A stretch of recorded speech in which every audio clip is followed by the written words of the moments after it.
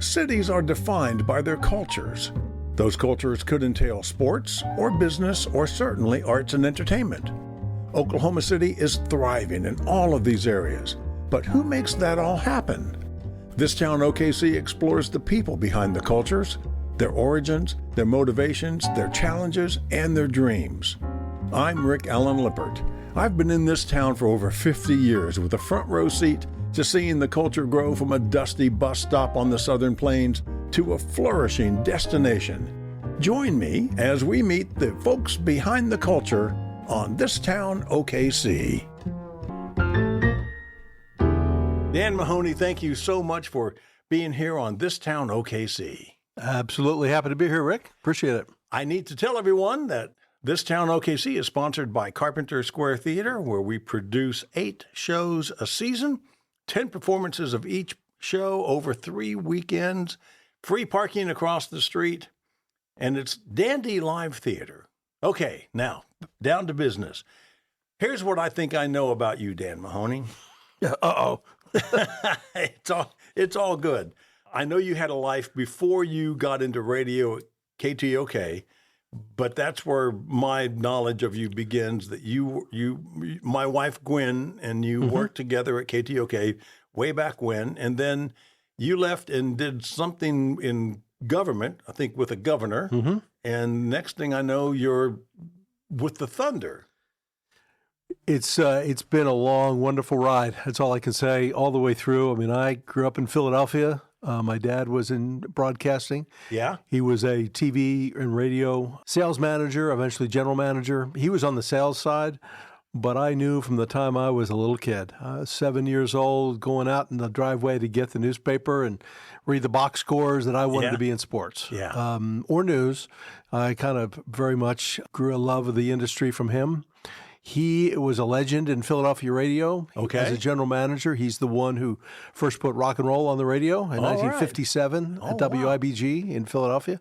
Huge powerhouse radio station. So it's in my blood. Yeah. Always has been. We moved to Virginia. He took a job as a general manager. Hang on a second. So where were you born? I was born in Philadelphia. Okay. All right. Yeah, in Bryn Mawr Hospital in suburban Philadelphia. Okay. How long were you there? Until I was 16. Okay. And we moved to Virginia. Okay. He took a job as a GM at a TV station in Richmond, the CBS affiliate. So I went to high school in Richmond, went for a year to Virginia Commonwealth University. And then he accepted a job in Albuquerque, of all places. Okay. So we made the trek across the country from Richmond to Albuquerque, and I finished at University of New Mexico. And in 1985, moved to Oklahoma City. Okay. With someone I was dating at the time, because you do those things when you're 25. Exactly. I came to Oklahoma City without a job, but I found a job quickly at KEBC Radio. And keeping everybody country. Exactly. I think anybody who's been in Oklahoma City that long knows Ralph Tyler and the Tyler Group that still owns KEBC. And it was a powerhouse, not just a country radio station, but a news department. Yeah. And in those days, Oklahoma City was very, very competitive when it came to radio news. Radio news. Every station had KBC, a crew. WKY, KTOK, KOMA, KGOU. It was, and of course, we all loved it. We were competitors, but we were friends, and the listener was better for it to have all those options and true radio journalism, which just doesn't exist anymore. And that's so sad. I do want to back up to your high school and college just to see what kept you busy besides cutting classes. Well, in college, it was, and really high school too, whatever I could do to get out of taking a math class. Yeah. That's not what I wanted. I knew from the time I was 7 that I wanted to be in radio and TV news and sports, particularly sports. Yeah. And I would go in when I was a little kid in Philadelphia. My dad would take me into WCAU Channel 10, and I'd hang out with people like Tom Brookshire. If you remember Tom, he was an Eagles player and went on to become a CBS NFL broadcaster. Okay. And I just fell in love with the industry. So when I got to high school and eventually college, I didn't want to take math. I didn't want to take science. All I wanted to do was do journalism and learn what I could and get out in the real world and start working. Did you play any sports? I played baseball in high school all 4 years. I played a little basketball. I got cut in 10th grade, so that's the extent of my basketball, Right. and then I just focused on baseball. Baseball was always my real love. I'm a huge Phillies fan to this day. NFL, I'm still a big Eagles fan. Okay. NBA, obviously, I'm not a Sixers fan. I'm a Thunder fan. But I just knew that's what I wanted to do. That's what kept my interest, and I got to do it. I got to do sports broadcasting in Albuquerque TV. I was a weekend sports anchor and a news reporter during the week. So when I moved to Oklahoma City, I was looking for a job, and I get to KEBC. The KEBC news department, Tyler sold the radio station, so it became a situation where no more news department. So I left, and that's when I went to KTOK. Okay. And that's when I first met Gwen at KTOK. And what year was that? That was 1986. Okay. And then did a few years there, and then Channel 9 had a job as managing editor that opened up. So I went to work there until that was 91 to 95. And in 95, I got a call from some people putting together the first Keating administration after Governor Frank Keating was elected governor in 1994. And Clinton Key, Tom Cole, that group, they came to me and they said, "Would you like to come work for the governor as director of communications?" And I'm not sure I was ready absolutely for a change, but it was appealing to me. Yeah. Just to maybe try something a little different. I did radio and TV news for 18 years. Yeah. And I loved it, but let's see what else is out there in the world. Let's see what other challenges I can come up with. And so I went to work for the governor. I started in February of 1995. 2 months later, April of 1995 was the Oklahoma City bombing. Yeah. And that consumed my days really in many ways for the next 8 years. Yeah. But certainly within those days, weeks, and months following the bombing, we were very involved. Obviously, Governor Keating was involved. We really focused on the victims and the families, on the survivors and the first responders, and it was very meaningful work.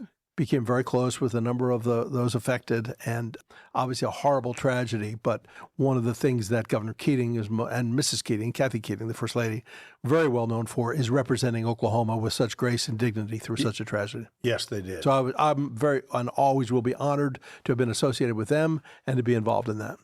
Did you have any hand in the healing of the Heartland ceremony at Fair Park? Yes.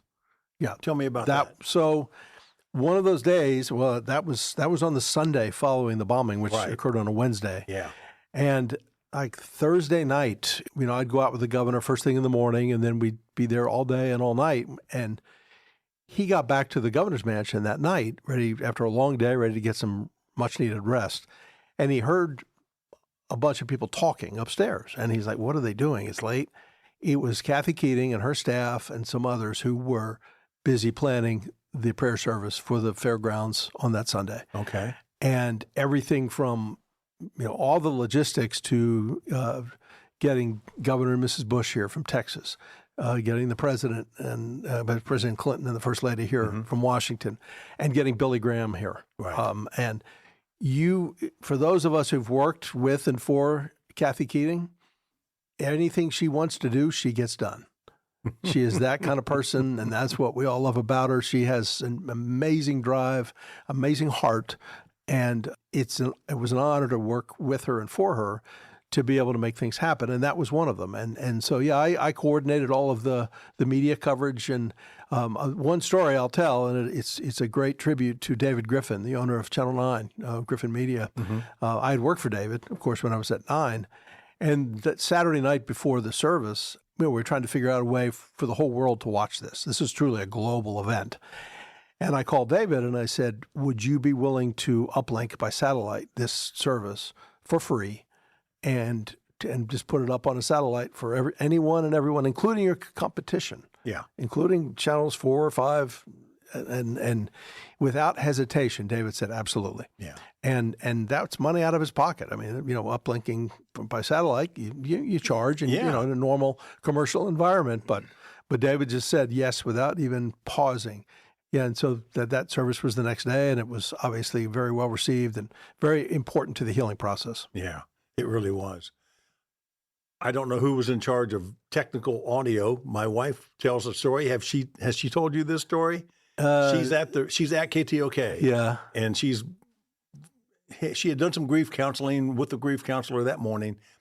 Took the feed, signed off, sits back, watching the thing. Food had arrived at the station. So she'd made a plate, and she's watching the ceremony and listening to it, and all of a sudden the audio cut out. So she quickly opened the mic and started describing what she was seeing. She's a radio pro, right? Sure, absolutely. And then it came back on, and she said, "Oh, and now we rejoin the healing of the Heartland ceremony," never making a deal.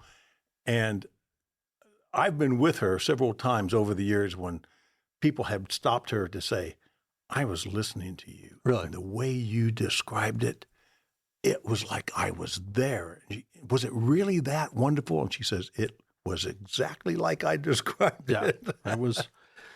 I'm sorry we had the audio difficulties, but it was temporary. But sometimes things happen, and you make the best of it and you adapt. You know, it's. I mean, that's a pro right there. Yeah. Well, and just the technical skill that was involved in putting that together. What a it was challenge. A lot, and it was done with certainly the help of Channel 9 because they helped with the production of it. Right.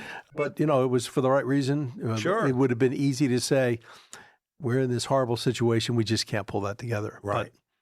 But first of all, you don't tell Kathy Keating no. Yeah. And second of all, it was very, very important to show the world that Oklahoma could handle this. Oklahoma wanted to be responsive to the victims and really offer some level of comfort as they tried to recover from this. I know the national media, international media descended upon the city in the days following the bombing. How involved were you with any of that coordination, or were you mainly focused on getting the governor through the day? A little of both. Certainly, when out of state and out of country media come, they typically contact the governor's office. The beautiful thing is that sort of the public information community, the PIOs, the PR people of Oklahoma City are very tight-knit and still are. Yeah. And certainly were at that time. You had John Hanson at the fire department. Yes. You had Bill City at the police department, who later became the chief. Right. You had Ben Frizzell at the Office of Emergency Management. You had all these people who knew each other beforehand. And it's not like I showed up and this is the first time I met Bill City with the police department.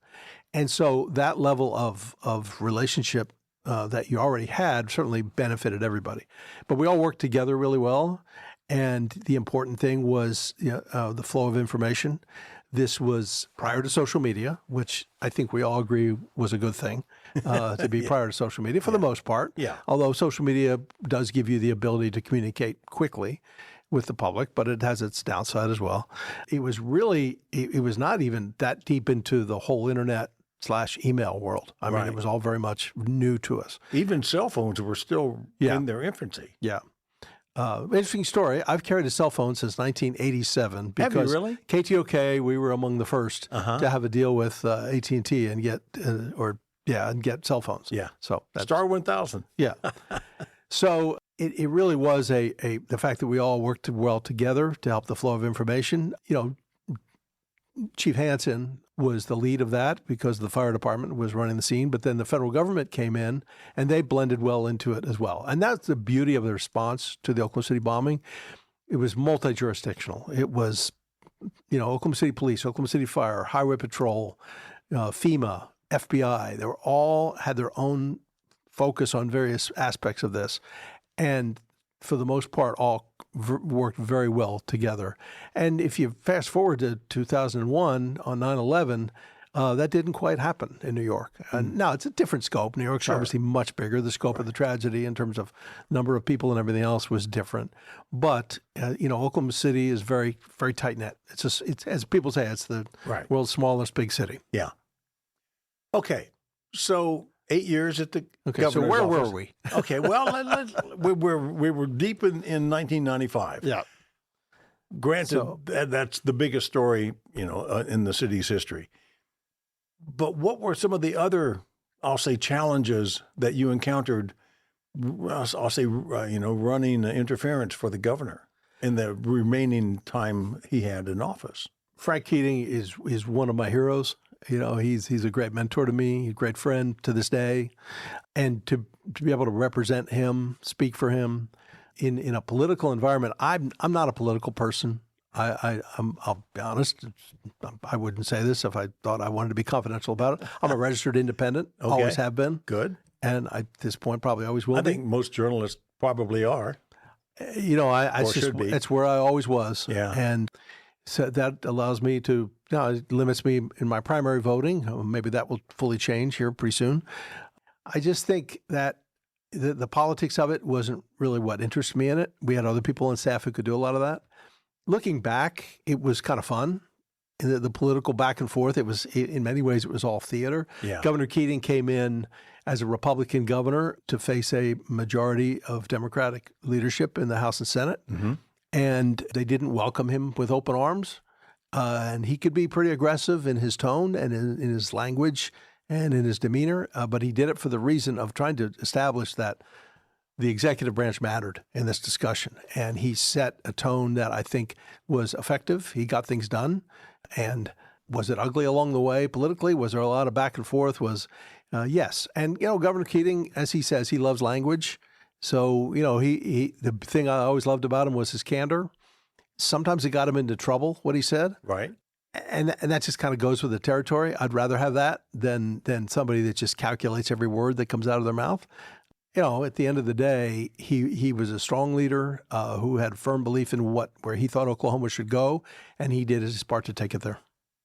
So along about year 7 of your time with the governor, you had to start thinking about what was coming next. Yeah, governor's term limited. So the governor lined up a job for once he was out of office after his 8 years, and it was a lobbying job in Washington with the American Council of Life Insurers. Mm-hmm. And it was I don't remember exactly how long, but certainly at least 6 months where he asked me if I wanted to come work with him. Mm-hmm. And I grew up on the East Coast, spent a lot of time in the Washington area because my uncle was a sports writer for the Washington Post. Oh, boy. His whole career. And so back when they had a sports department. I was going to say, yeah. And so I thought, okay, let's give it a go on the East Coast. And, my daughters were 12 and 9 at the time, not an ideal time to move kids from Oklahoma City to an unfamiliar situation. But we did it. I always say this, and at the risk of offending anybody involved in the life insurance world, for me, I always say the American Council of Life Insurers, not as exciting as it sounds. For me, it wasn't. I loved working with Governor Keating. I love the people at ACLI, it was called. But from my history and my interests, my drive, everything else, it didn't give me the adrenaline that I liked. Sure. As fascinating as 5-hour meetings on annuities might sound, it just wasn't for me. And well, hang on a second. Yeah, I got a few good naps in over those. But I stuck with it. I was there for 2 years. And then Governor Keating said to me one day, he said, if you want to move back to Oklahoma City, we'll keep you on. You just work remotely. Now, this is 2004. Yeah. This is long before, the thought of remote work was that prevalent. And so I did it. And then I did that for a couple more years. And he said, and if you want, kind of reach out and get some other clients, kind of make us one of your clients. Okay. So I did that. I worked with Brent Gooden at the Gooden Group. Mm-hmm. Brent, I'll forever be indebted to him because he gave me some opportunities to work with him as a contract consultant. So with Brent, I got, to work on projects like the reopening of the Skirvin in 2007. Nice. Did all the PR for that. Also worked with Chesapeake Energy a little bit, advanced academics. And then in 2005, when the New Orleans Hornets were displaced due to Hurricane Katrina, they moved to Oklahoma City, and the Hornets needed some local PR help because they just didn't know the market or anything. So Brent had that contract. He put me on as the lead of that. So I got kind of back into tasting the NBA a little bit, and I liked it. So I worked with the Hornets. And in sports. Yeah, and in sports. So I'm back into sports, and that was fun for me. Wonderful people at the Hornets, friends to this day, terrific people. Chris Paul, of course, that was his rookie season in Oklahoma City. So it was a tremendous experience. They obviously faced a crisis situation, and Oklahoma City, I mean, it's sometimes hard for me to think about that, I'm not sure the Thunder would be here without that experience of having the Hornets. No. So for me to have this great job I love right now, I'm here because of a tragedy. devastating tragedy in New Orleans. But as always, when you're given opportunities, you rise to them. And that's what Oklahoma did and Oklahoma City did. So so I did that. And then in 2006, Clay Bennett, Aubrey McClendon, and that ownership group bought the Seattle Supersonics with the goal of trying to keep the team in Seattle, because Seattle is a great market and a great TV market and everything else, and an incredible history of the Sonics. And so for a while, so Brent Gooden also had that contract working with Clay to help the Sonics. So I was actually doing consulting work for both teams at one time. And then the relocation occurred in 2008. And then Clay, as that was ending, he said, well, so it looks like we are going to move to Oklahoma City. What are we going to do with you? And I'm like, well, you tell me, sir. He said, would you like to come work full-time for the team? I pretended to think about it for a while. And I said, I'd love to. I cannot even. Again, I don't even have to pause to think about that. Of course. It's been a tremendous experience ever since, going on 18 years with the Thunder. Wow. What was your original title? I came in as one of the things I asked Clay, because I had done a lot of work with the community efforts of the Hornets, and I said, I'd love to come. Obviously, with my background, I think I can, kind of cover the PR side, but I'd love to supervise the community side. The interaction and engagement with the community. So I was vice president of corporate communications and community relations. Okay. About 10 years in, or a little less than that, I hired Christine Burney from the Oklahoma City Chamber, one of my better decisions ever. Christine was our director of community relations. And within a few years, we really realized that Christine needed to be the vice president of community relations. And so I sort of stepped aside and let her do that. But a couple of years before that, the opening came up for the VP of broadcasting as well. So my job description and title shifted to the VP of broadcasting and corporate communications, and that's what it is to this day. Okay. I know enough about NBA broadcasting to be dangerous in that I know they have very specific requirements for where cameras are placed and probably what kind of cameras and what kind of microphones and all of that stuff. And what's your involvement in that? Well, it's very fluid right now, the broadcasting situation. But we have had since 2008 a partnership with what originally was Fox Sports. Right. Then it became Bally Sports because Fox sold to, and then was eventually Sinclair Broadcasting. And then that was branded Bally Sports, and then that later was branded FanDuel Sports Network. Right. But all along, it was basically the same company, and we've had a partnership with them where we work with them. They under our agreement, they handle all the production. Okay. Now, the beauty of our structure at the Thunder is our producer, our director, and all of our talent. So Chris Fisher, Michael Cage, Nick Gallo, Paris Lawson, Royce Young, they all work for the Thunder. Okay. They're not contract, announcers. They don't work for the regional sports network. They work for the Thunder. And they do a great job. I'm very proud of them. I hired all of them. And then Matt Pinto on the radio as well. Amazing how he keeps up with that game by himself. Pinto's a freak. I mean, I mean that very, very affectionately. He's one of a kind. Respectfully. He really is. He really has, and he's got 35 years experience doing it. Yeah. He's done more than 3,000 NBA games, and so we're very pleased to have him. To go back to your local talent crew, when there is a Thunder game on FanDuel, we'll watch the local guys because we just prefer their coverage. Well, I appreciate it, and I understand why. At this point, we maxed out on national broadcasts this season. We haven't always done that. It's all based on how you're doing as a team. Mm-hmm. The defending champion, they're going to put on national TV. And we love national TV. We're glad to have that global exposure for the team. Some of those games, like ESPN games, we're also doing a local broadcast. And some people want to watch ESPN, and that's fine. That's great. But we're very, we make sure that when we can and when we're allowed to by the NBA, we do a local broadcast because we think nobody knows our team like our local team. Yeah, yeah. And the way the team supports that guy, is it Chris that they drape the towels over? Nick Gallo. Nick.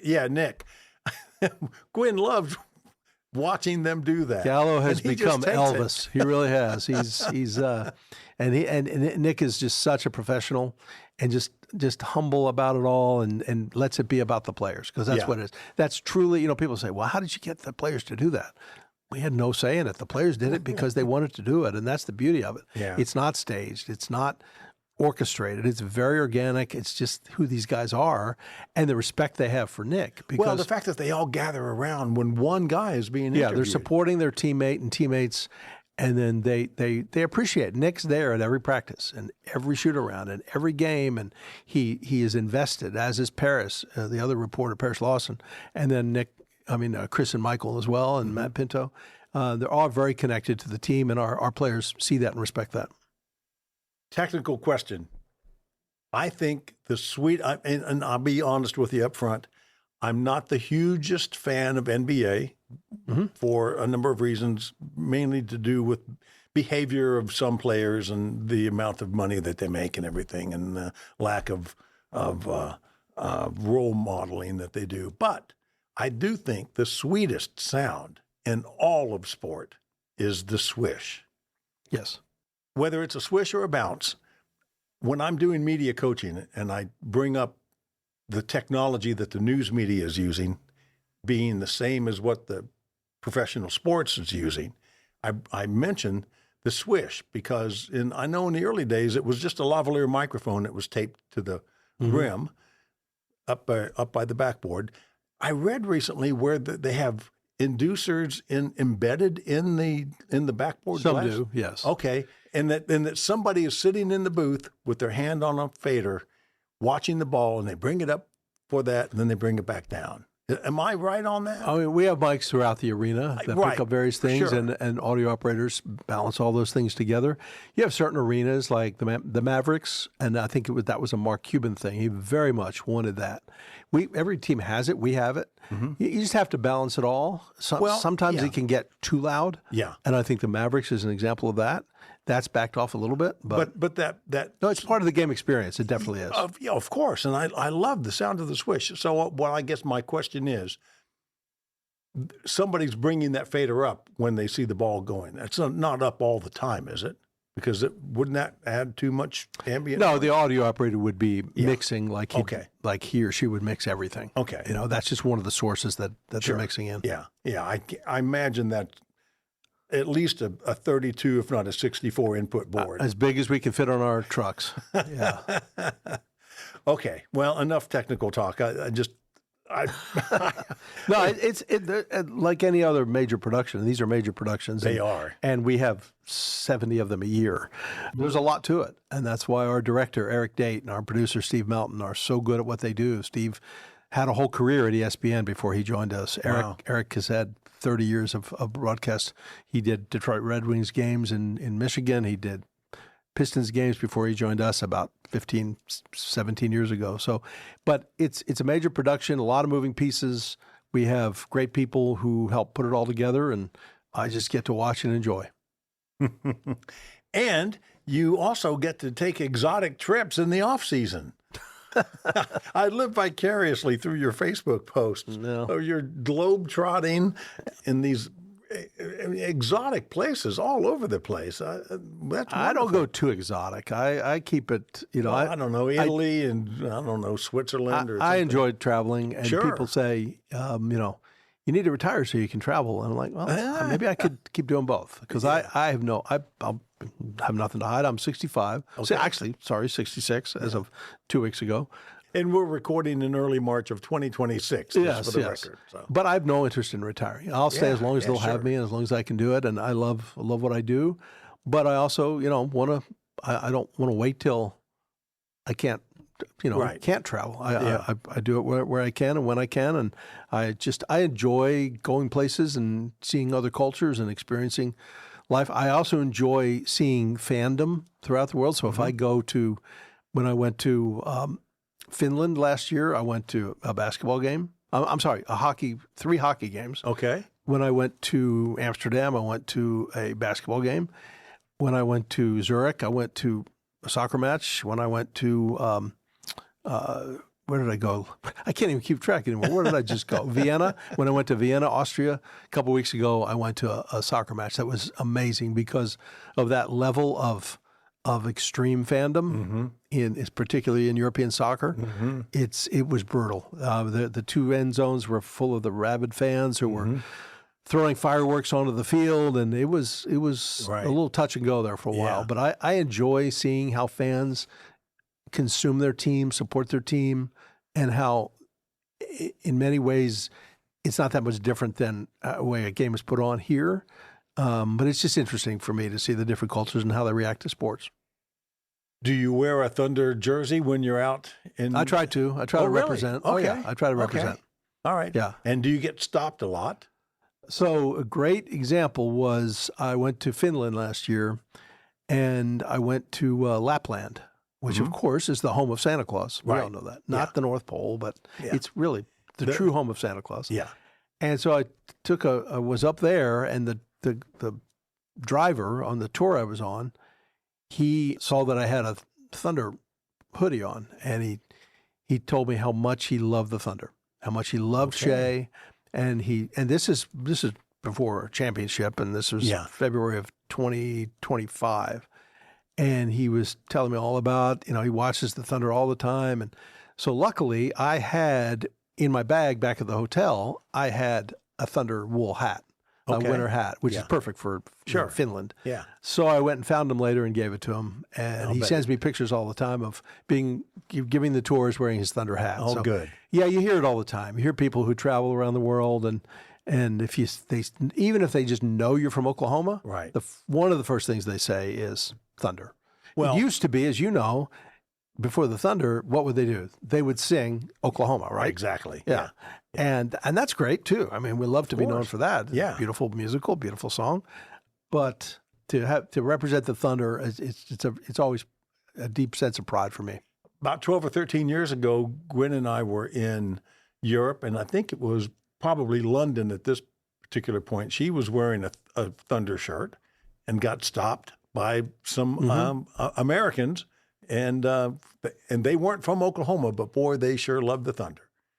I'll also, wear Thunder gear, and I remember being in Miami during the finals in 2012, and that's enemy territory, especially since that's who we were playing in the finals. Yeah. And it's not always positive, you hear. Of course. But you've made it then. Yeah. You are the villain because you're the opposing team. Yeah. And so I don't mind that either. It doesn't always have to be great things they say about you. If they have a reason to be your rival, that's good too. Yeah. How ecstatic was it to win the NBA National Championship? Are there words? I mean, it was just a tremendous experience. I've enjoyed every day I worked for the Thunder. Whether we win or we don't, we had a couple of years of rebuilding. We've been very, I want to say fortunate, but it's not all just luck. We have such a skilled basketball operations department led by Sam Presti. There's so much trust that we have in him and his staff to do the right thing and to put us in a position to be successful. And that's what they've done, and they continue to do and will always do. But yeah, it was an amazing experience. It was when I moved here in 1985, so literally. So the interesting thing, the day I arrived in Oklahoma City was June 22nd, 1985. We won the championship on June 22nd, 2025. Okay. So literally 40 years to the day that I arrived in Oklahoma City, I'm working for an NBA champion. If you had told me on that day that I arrived here with the U-Haul, right, I would have no job, that we would have an NBA, even that we'd have an NBA team, right, but certainly that we'd win a championship, I would have said there's just no way. I didn't have the vision that people like Clay Bennett and Ron Norick and others had to truly grow Oklahoma City to put it in a position to be successful. But the beautiful thing is both my daughters were able to be at the game 7. My youngest daughter Kieran lives here. She works for Visit OKC. She does all their social media. A little plug for her and her organization. And my oldest daughter Danielle lives in New York. She lives in Brooklyn. But I knew Game 7 on the Friday before. I said, Danielle, you want to come home for Game 7? I'll fly you home. And she said, sure. Yeah. And she'd love to. And they're not huge basketball fans, but they know the importance of it to the city and the state and to me. And they had a wonderful time to be part of that. And then we had the parade 2 days later. Right. And the Thunder was so generous to allow me to have them in the parade with me. And that's an all-time dad moment right there. Yeah. Okay, two things. back up to Sam Presti, since you mentioned him. I got the opportunity, Gwen and I had the opportunity to shoot a video interview with him a number of years ago. I forget exactly. The Thunder won a statewide community award from Leadership Oklahoma, and I produced their tribute videos. And Sam confirmed what I had heard, that before any Thunder player gets on the court, they go through the memorial. Yes. Mm-hmm. That just speaks volumes to his character. Absolutely, and it's kind of simple. If somebody arrives in Oklahoma City, whether it's an NBA player or it's anybody, I would encourage anybody moving to Oklahoma to go visit the memorial. Yeah. But for Sam and his staff, it's very important for them to show these guys who they're representing, exactly, the community they're representing. Right. They've got Oklahoma City on the front of their jersey. Mm-hmm. They need to know what Oklahoma City stands for, exactly, what Oklahoma City's been through, and the culture and the values of Oklahoma. And there's no better way to be shown that than to visit the memorial. So I'm very proud of the fact that Sam has been consistent with that since day one. Yeah, and the fact that he started as a video intern for the Spurs, I love it. Yeah, well, I've known Sam since we hired him as general manager in 2007 in Seattle. Wow. He did a year in Seattle as GM. So, yeah, it's an honor to work in an organization that has that sort of leadership. It really is. Yeah. Okay, the second thing, since you mentioned Danielle, I remember one of your Facebook posts from a number of years ago. She was interning at Saturday Night Live. Yes. And they sent her out to buy an NBA jersey for a sketch. I forget what the sketch was, but somebody had to wear an NBA. It was Keenan, wasn't it?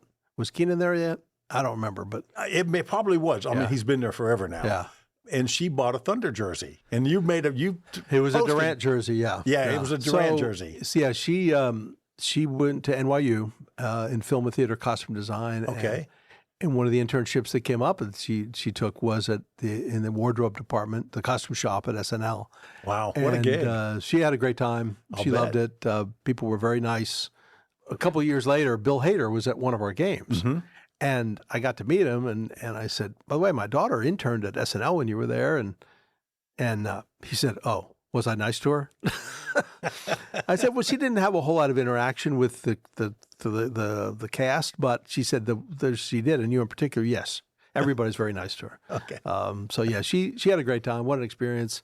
She would go out and they'd give her the credit card to go out and buy all these things that they might need for sketches. Right. Half of which they never needed. So the part of her Monday duties was returning everything. Oh my goodness. And she got to do some pretty cool things in that 6 months that she interned. Okay, well, let's get back to Dan Mahoney. What do you do for fun when you're not traveling the world on a daily basis? Do you have an exercise routine? Do you work out? I walk and I swim. Good. I don't swim as much as I used to because I just have to find more time for that. But I walk quite a bit. Okay, that's the brunt of it. I love music. I'm kind of a overspent over the past few years on vintage stereo equipment. Okay. And vinyl. I love when I go on these trips. I've been to probably 75 used record stores around the world in the past 5 years or more, maybe. Find any treasures? Yeah, I found a lot of European pressings and Japanese pressings of certain albums I like. I love jazz. Yeah. I'm a big jazz person and love to find original pressings of Miles Davis and Sonny Rollins and all the classics. I play the drums. Do you really? I've played the drums since I was a little kid, so I'll let my frustrations of the day kind of go and put on headphones. And I've got 3 different drum kits in my house, wow, various sizes and shapes and ages. And then I listen to music all the time. I love to. I've got 6 different. And I don't have a very big house. 6 different setups. I've got a tube, stereo setup. I've got a vintage stereo setup.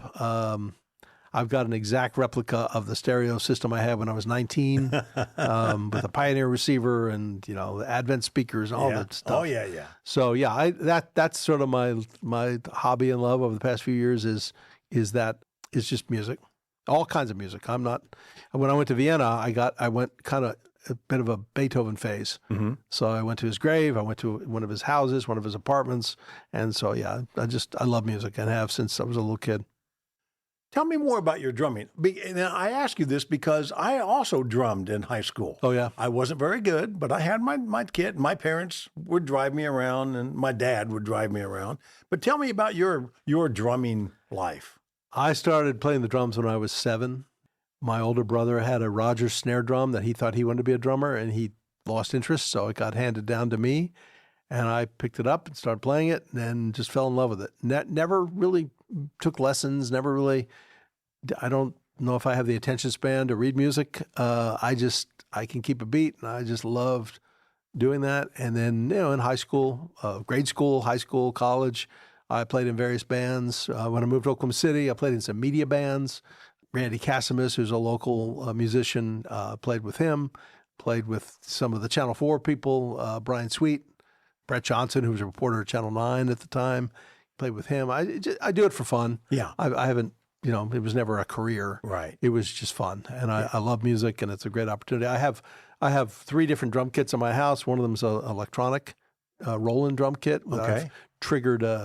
I've put triggers on the drums so I can play any hour of the day and night and not bother the neighbors, which is good. With headphones? Yeah. Okay. Yeah. And like I said, some days I'll come home and I'll put on the headphones and I'll be Ringo or Max Weinberg or Art Blakey or something kind of mellow, and then some days I'll just go full Keith Moon, and it's a great release for me. It's great fun. Dan Mahoney, thank you so much for spending the afternoon with me here at the rehearsal studio of Carpenter Square Theater. Well, you've got a great operation here, Rick, and you've done terrific work. And I mean, this is here because of you. And thank you so much. Appreciate from an art standpoint for Oklahoma City. Pay great tribute to you and everybody that's helped make this happen here. And appreciate the time to kind of talk about myself. It's not always my favorite thing to talk about, but I appreciate the opportunity. Well, I'm just collecting oral histories of the people behind the cultures. That's great. And you're one of them. This Town OKC, edited by Fredo Bishop, sponsored by Carpenter Square Theater. I'm Rick Allen Lippert. This has been a Lippert Media production.